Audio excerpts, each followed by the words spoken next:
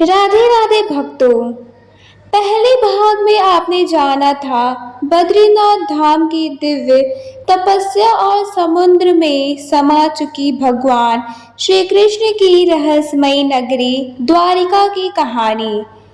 लेकिन दोस्तों, चार धाम यात्रा के दो सबसे बड़े रहस्य अभी बाकी हैं। एक ऐसी मंदिर जहां आज भी विज्ञान कई चमत्कारों का जवाब नहीं दे पाया, और एक ऐसी जगह जहां भगवान राम ने समुद्र पर पुल बनाकर इतिहास रच दिया। तो चलिए शुरू करते हैं चार धाम यात्रा की सबसे अद्भुत और रहस्यमयी भाग, जगन्नाथपुरी की रहस्यमयी कथा। बहुत समय पहले की बात है। एक दिन भगवान श्री कृष्ण अपनी बहन सुभद्रा और भाई बलराम के साथ बैठे थे। वे वृंदावन की पुरानी लीलाओं को याद कर रहे थे। जैसे जैसे भगवान कृष्ण राधा और वृंदावन की बातें सुनाते गए, उनका हृदय प्रेम और भक्ति से भर गया। भगवान इतने भावुक हो गए कि उनका दिव्य रूप बदलने लगा। उसी समय देवर्षि नारद वहां पहुंचे। उन्होंने भगवान का वह अद्भुत रूप देखा और आश्चर्यचकित हो गए। नारद जी बोले, हे प्रभु, आपका यह दिव्य रूप कलयुग के लोगों को भी देखना चाहिए। तब भगवान श्री कृष्ण मुस्कुराए और बोले, समय आने पर मैं इसी रूप में धरती पर विराजमान रहूंगा। कई वर्षों बाद मालवा के राजा इंद्रगुमन को स्वप्न में भगवान के दर्शन हुए। भगवान ने उन्हें आदेश दिया, समुद्र किनारे एक दिव्य लकड़ी मिलेगी, उसी से मेरी मूर्ति बनवाना। राजा तुरंत समुद्र तट पर पहुंचे। उन्हें सच में एक दिव्य लकड़ी दिखाई दी जो समुद्र की लहरों के बीच चमक रही थी। लेकिन समस्या यह थी कि उस लकड़ी को कोई उठा नहीं पा रहा था। तभी अचानक एक वृद्ध कलाकार वहां आया। वह वास्तव में भगवान विश्वकर्मा थे, लेकिन कोई उन्हें पहचान नहीं पाया। उन्होंने कहा, मैं मूर्तियां बनाऊंगा, लेकिन मेरी एक शर्त है। जब तक मैं अंदर रहूं, कोई भी दरवाजा नहीं खोलेगा। राजा मान गए। कई दिनों तक कमरे में कोई आवाज नहीं आई। रानी चिंतित हो गईं।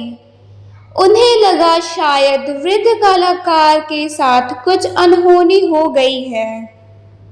आखिरकार राजा ने दरवाजा खोल दिया। जैसे ही दरवाजा खुला, वृद्ध कलाकार गायब हो चुके थे। लेकिन वहां भगवान जगन्नाथ, बलराम और सुभद्रा की अधूरी मूर्ति रखी हुई थी। राजा दुखी हो गए। तभी आकाशवाणी हुई, कलयुग में मैं इसी रूप में पूजा जाऊंगा।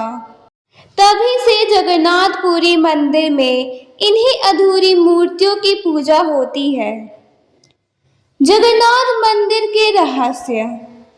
कहा जाता है कि जगन्नाथ मंदिर के ऊपर से कोई पक्षी नहीं उड़ता। मंदिर के ऊपर लगा झंडा हमेशा हवा की विपरीत दिशा में लहराता है। सबसे बड़ा रहस्य यह है कि रसोई में हजारों लोगों का प्रसाद बनता है, लेकिन आज तक प्रसाद कभी कम नहीं पड़ा। मान्यता है कि स्वयं मां लक्ष्मी वहां भोजन की व्यवस्था करती हैं। हर साल भगवान जगन्नाथ की भव्य रथ यात्रा निकाली जाती है। लाखों भक्त उन विशाल रथों को खींचते हैं। कहा जाता है कि जो भक्त सच्चे मन से रथ यात्रा में शामिल होता है, उसकी मनोकामनाएं पूरी होती हैं। रामेश्वरम की पवित्र कथा। अब बारी थी चार धाम यात्रा के अंतिम और सबसे पवित्र धाम रामेश्वरम की।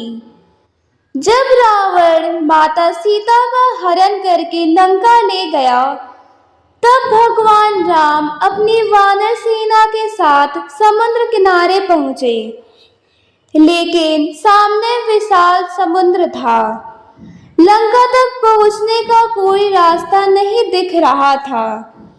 भगवान राम ने समुद्र देवता से मार्ग देने की प्रार्थना की।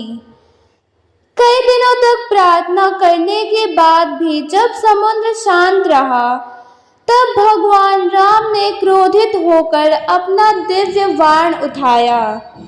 समुद्र देवता तुरंत प्रकट हुए और बोले, हे प्रभु, मैं आपको रास्ता नहीं दे सकता, लेकिन आपकी सेना में नल और नील नाम के दो वानर हैं। उनके स्पर्श से पत्थर भी पानी में नहीं डूबेंगे। इसके बाद नल और नील ने समुद्र पर पुल बनाना शुरू किया। वानर सेना पत्थरों पर राम लिखकर समुद्र में डालते गए और आश्चर्य की बात, पत्थर डूबने के बजाय तैरने लगे। धीरे धीरे समुद्र के ऊपर एक विशाल पुल बन गया, जिसे आज राम सेतु कहा जाता है। लंका विजय से पहले भगवान राम ने वहां शिवलिंग की स्थापना कर भगवान शिव की पूजा की। भगवान शिव प्रकट हुए और बोले, हे राम, आज से यह स्थान संसार के सबसे पवित्र तीर्थों में गिना जाएगा।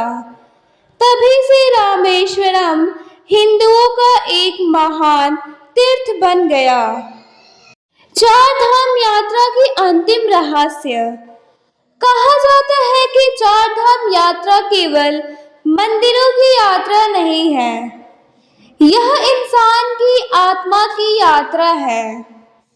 बद्रीनाथ सिखाता है तपस्या और धैर्य। द्वारिका सिखाता है संसार की हर चीज एक दिन समाप्त हो जाती है। जगन्नाथपुरी सिखाता है सच्ची भक्ति और रामेश्वरम सिखाता है विश्वास और विजय। पुराने समय के लोग पैदल चार धाम यात्रा करते थे। बर्फ, बारिश, जंगल और कठिन रास्तों के बावजूद उनके चेहरे पर केवल भक्ति होती थी। मान्यता है कि जो भक्त श्रद्धा और सच्चे मन से चार धाम यात्रा करता है, भगवान उसके जीवन के दुख धीरे धीरे कम कर देते हैं। तो दोस्तों, यह थी चार धाम यात्रा की अद्भुत और रहस्यमयी कथा। अगर आपको यह कथा पसंद आई हो तो वीडियो को लाइक जरूर करें, चैनल को सब्सक्राइब करें और कमेंट में लिखें जय चार धाम। जल्दी मिलते हैं एक और रहस्यमयी कथा के साथ। तब तक के लिए राधे राधे।